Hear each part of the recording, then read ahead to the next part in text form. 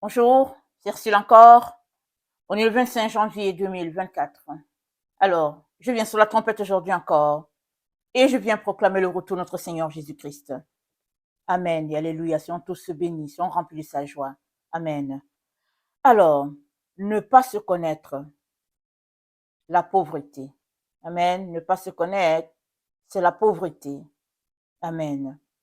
Alors, dans l'évangile de Thomas, que nous n'avons pas dans notre Bible, voilà ce qui est écrit. Jésus a dit, si ceux qui vous guident vous disent, voici, le royaume est dans le ciel, alors les oiseaux du ciel vous dévanceront. S'ils vous disent, il est dans la mer, alors les poissons vous précéderont. Mais le royaume est au-dedans de vous, il est au-dehors de vous. Amen. Le royaume est en dedans, il est en dehors.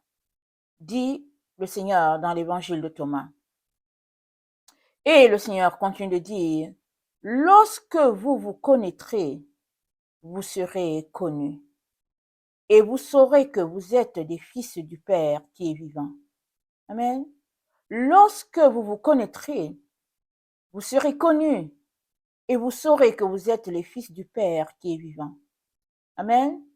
Parce que nous avons le Dieu créateur, le vrai, celui-là qui nous a façonnés.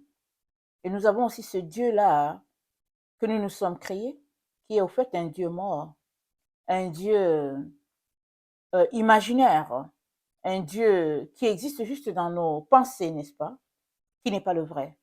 Et Jésus, enseignant à ses disciples, leur parle du vrai. Et il leur dit, il est vivant celui-là. Amen. Et si vous faites attention, depuis le début de l'année, n'est-ce pas, le Seigneur ne fait que revenir sur notre intimité avec lui. Les différents messages touchent l'intimité que nous sommes appelés à avoir avec notre Dieu. Pourquoi? Parce que seule la personne qui connaît Dieu peut aussi se connaître. Amen. Et la connaissance de soi, c'est très important parce que tout un chacun vient de quelque part. Et le Seigneur aimerait que tu saches que avant que tu sois sur la terre, tu existais en lui et tu es venu sur la terre en mission. Et il aimerait que tu accomplisses ta mission parce qu'un jour, tu te tiendras devant lui. Pour répondre de tes actes sur la terre, il faudra bel et bien que tu aies accompli cette mission-là pour ne pas avoir honte et surtout, amen, que tu puisses entrer dans la joie de ton Père, que tu puisses regagner cette place que tu avais en lui avant que tu viennes sur la terre. C'est très important. Et nous sommes dans un temps où le monde est en plein changement et le mensonge est appelé vérité, la vérité est appelée mensonge. Et c'est dans ce temps-là que Dieu est en train de restaurer la vérité. Il est en train de ramener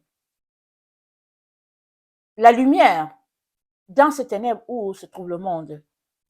Et si tu es perdu dans toutes sortes de distractions, tu n'auras pas eu le temps de te ramasser, comme on dit, puisque la personne qui ne se connaît pas est dispersée. Mais elle est dispersée, elle fait beaucoup de choses à la fois. Et nous sommes dans le temps où nous sommes appelés à nous concentrer, nous connaître et achever l'œuvre pour laquelle nous sommes sur la terre.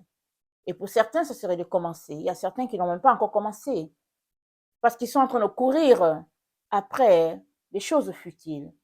Et le Seigneur nous appelle, amen, à nous connaître. Amen et alléluia. Alors, je vais lire certains passages dans Ecclésiaste 1, au verset 14, c'est dit, Ecclésiaste 1, le verset 14, c'est dit, j'ai vu tout ce qui se fait sous le soleil, et voici tout est vanité et poursuite du vent. Ce qui est courbé ne peut se redresser, et ce qui manque ne peut être compté. Amen. ça c'est Ecclésiaste 14, et au verset 15, pardon, au verset, ça c'est Ecclésiaste 1, pardon, le verset 14 à 15, et il dit, tout est vanité et poursuite du vent. Tout est vanité. Dit le roi Salomon. Et dans Ecclésiaste 2, le verset 11, il est dit, puis j'ai considéré tous les ouvrages que mes mains avaient faits et la peine que j'avais prise à les exécuter. Et voici, tout est vanité et poursuite du vent. Il n'y a aucun avantage à tirer de ce qu'on fait sous le soleil. Ecclésiaste 6, le verset 11. Ecclésiaste 6, le verset 11.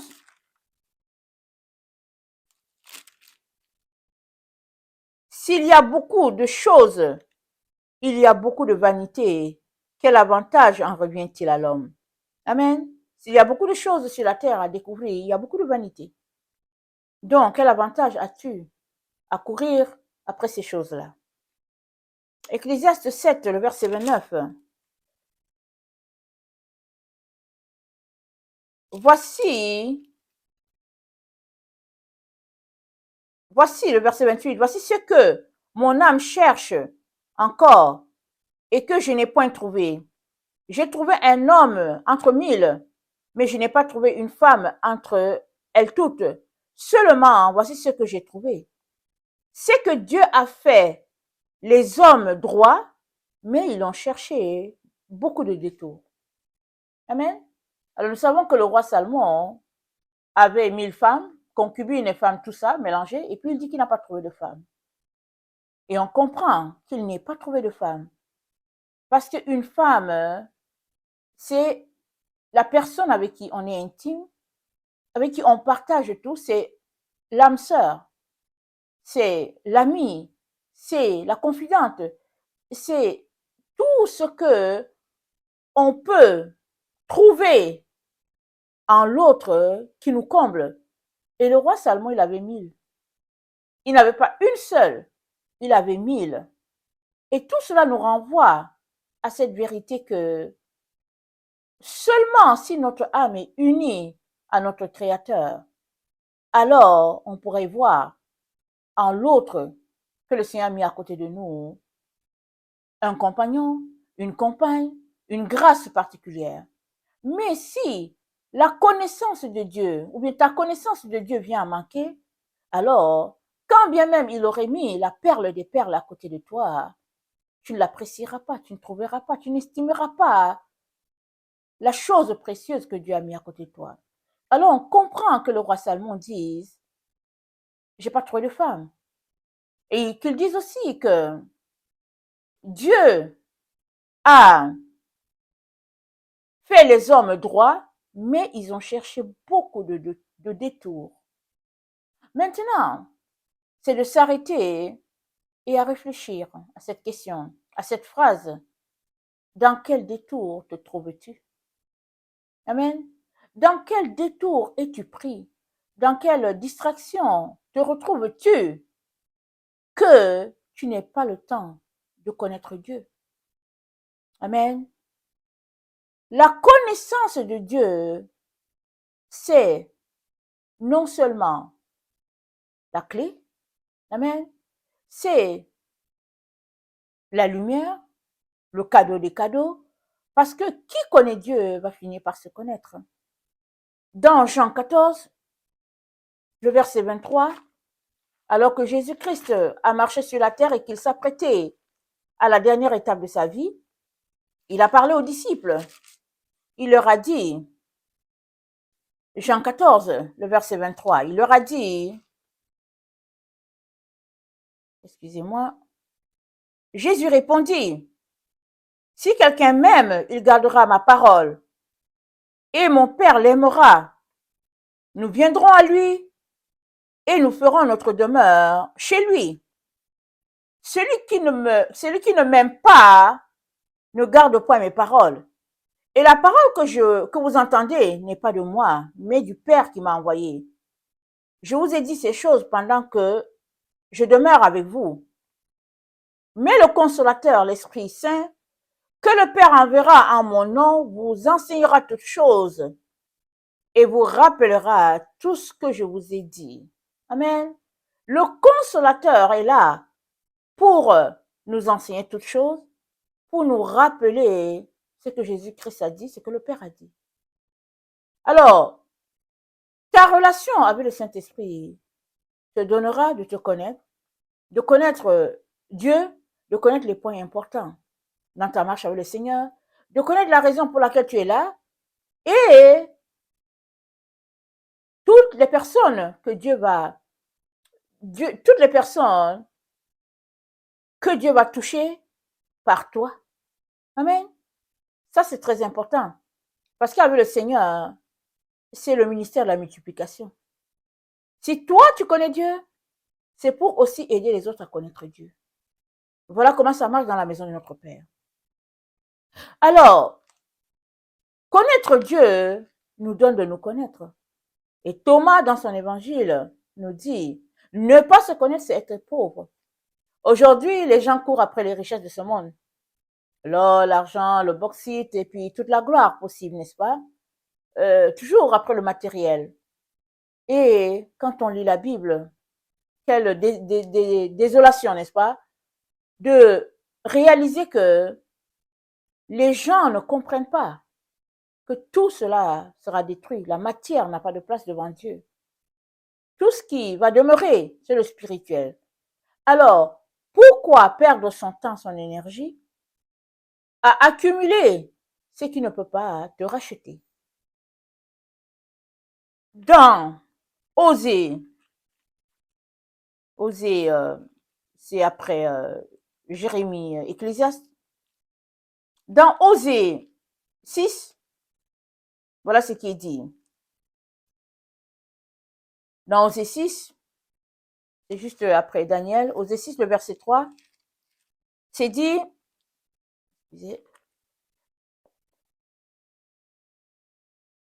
connaissons, cherchons à connaître l'Éternel. Sa venue est aussi certaine que celle de l'aurore. Il viendra pour nous comme la pluie du printemps qui arrose la terre. C'est comme ça que notre Seigneur va venir, comme la pluie. La pluie, nous savons que c'est la bénédiction, n'est-ce pas? Alors, c'est comme ça que notre Seigneur va venir. On est appelé à le connaître. Si on sait qu'il viendra comme la pluie, on va distinguer le temps dans lequel ce n'est pas de la pluie et on va dire, tiens, ce n'est pas Dieu. Parce que c'est dit que Dieu, quand il vient, c'est comme de la pluie. C'est l'arrosoir. Quand Dieu est là, ça dit, c'est la bénédiction. C'est la grâce. Et évidemment, la bénédiction, ce n'est pas le fait d'être rempli des choses matérielles. Ça peut arriver. Mais la bénédiction, c'est pas ça. La bénédiction, c'est connaître Dieu et avoir le cœur uni à celui-là qui t'a créé, qui t'a façonné. C'est ça la bénédiction. Et dans Jérémie 31,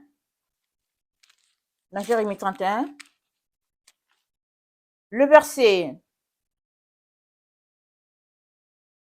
39, je pense que je me suis trompée. Excusez-moi. Dans Jérémie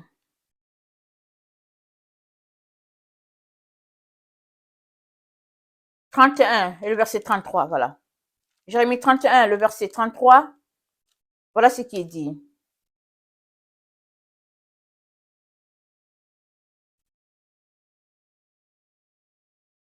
Ils m'ont tourné le dos, ils ne m'ont pas regardé. On les a enseignés. Attendez, juste pour mon endroit. Désolé. Jérémie 31, le verset 33. Mais voici l'alliance que je ferai avec la maison d'Israël. Après ces jours-là, dit l'Éternel, je mettrai ma loi au-dedans d'eux, je l'écrirai sur leur cœur. Je serai leur Dieu, ils seront mon peuple. Celui-ci n'enseignera plus son prochain, ni celui-là son frère, en disant, connaissez l'Éternel. Car tous me connaîtront, depuis le plus petit jusqu'au plus grand, dit l'Éternel. Car je pardonnerai leurs iniquités, je pardonnerai leur iniquité, et je ne me souviendrai plus de leurs péchés. Amen.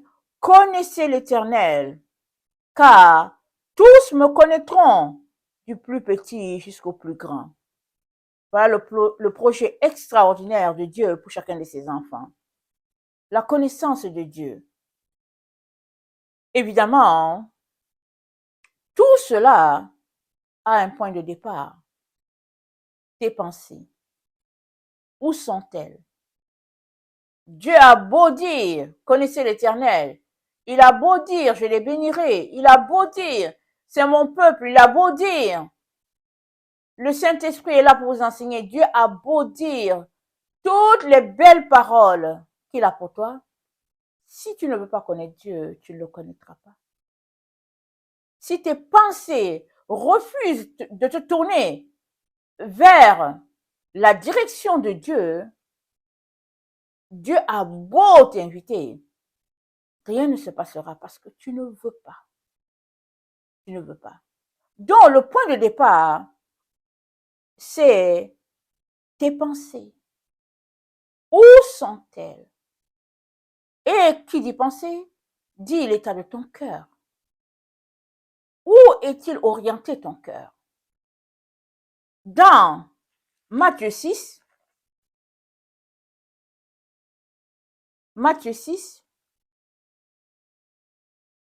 pour aider tous ceux-là qui étaient venus l'écouter, Jésus a dit, car là où est ton trésor, là aussi sera ton cœur.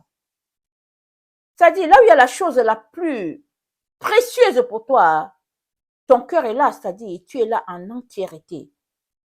Là où tu estimes que ça c'est mon trésor, tu es là dans toute ta totalité. Et Jésus dit, l'œil est la lampe de ton corps. Si ton œil est en bon état, tout ton corps sera éclairé. C'est-à-dire, la perception que tu as de ton trésor dépend de tes pensées. Amen. La perception. Si tu trouves que ce bouquin, c'est un trésor pour toi, alors tout part de ce que tes yeux ont perçu. Alors ta perception, elle peut être fausse, elle peut être vraie, mais ça part de ton regard. Et Jésus te dit, si ton regard est en bonne santé, il va bien voir. Si ton regard n'est pas en santé, alors ton regard t'enverra une fausseté que tu prendras pour vérité et toute ta vie sera orientée dans une direction alors que Dieu t'attend dans une autre. Et il dit, nul ne peut servir de maître, car il haïra l'un, il aimera l'autre, ou il s'attachera à l'un, il méprisera l'autre. Vous ne pouvez servir Dieu et l'argent. Amen. Alors, il y a des gens qui ne bougeront jamais de leur position d'être à deux endroits différents. Parce que leur perception, c'est ça. Dieu a beau leur dire, vous devez être à un seul endroit à la fois, et puis à l'endroit là où il y a votre cœur, ils vont toujours dire, oui, mais je cherche à, à combler, n'est-ce pas, tel besoin, tel besoin, tel besoin. Ils auront toujours une explication à dire. Mais Jésus est en train de donner un principe de la création ici. Il est en train de dire, tel que Dieu nous a créés, on ne peut pas être à deux endroits différents. On est à un seul endroit à la fois et c'est tout. Et à cet endroit où tu es, c'est l'endroit de ton trésor. Parce que tu ne peux pas être dans un endroit où tu sais que c'est ta mort. Il n'y a personne qui sait que là où il va, là, on va le tuer et puis il continue d'aller. Il n'y en a pas. La personne va fuir. Si elle sait qu'on va la tuer, elle va fuir. Mais si elle est à l'endroit de sa chute, c'est sa perception qui l'a guidée dans l'erreur. Et Jésus le dit, organise-toi pour que ta perception, c'est-à-dire que ton regard soit vrai. Et alors, tu choisiras le trésor que Dieu a pour toi, et ce n'est autre que Dieu lui-même. Alors, tu ne peux pas servir de maître. Tu es appelé à choisir. Voilà le point de départ. Tant que tu n'as pas choisi, alors tu auras cette impression de bonheur, mais tu vas juste végéter par-ci, par-là. Tu dois choisir de quel côté se trouve ton trésor, où penche ton cœur. Tu dois choisir. Et même si tu dis que ton cœur penche de ce point-ci, mais que ton cœur est en réalité de l'autre côté, alors ton cœur sera de l'autre côté. C'est pas ce que tu dis de la bouche qui est vrai, c'est la position où se retrouve ton cœur. C'est ça la vérité. Et Dieu te dit, fais tout pour que ton regard t'envoie le nécessaire pour que tu saches que Dieu, c'est lui le trésor des trésors. Et alors là, seulement là, tu pourras te concentrer à connaître Dieu. Tu pourras te concentrer à le chercher. Parce que alors que tu le connais, tu te connaîtras toi-même. Alors, dans Marc 8, le verset 36, Marc 8, le verset 36, voilà ce qu'il dit.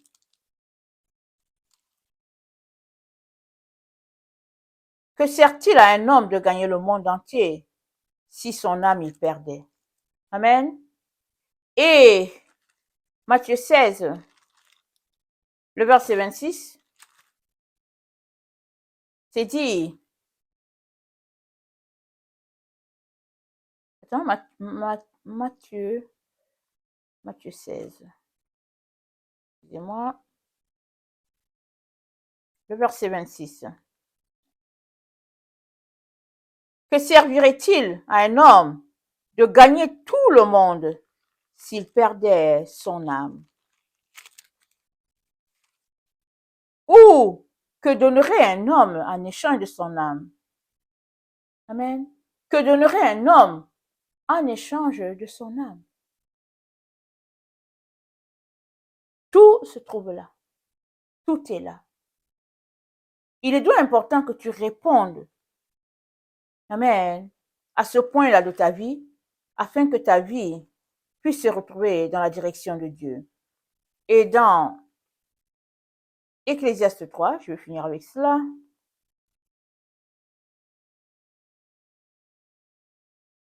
Dans Ecclésiaste 3,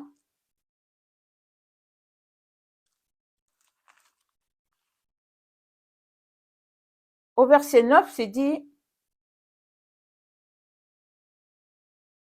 non, Ecclésiaste 3,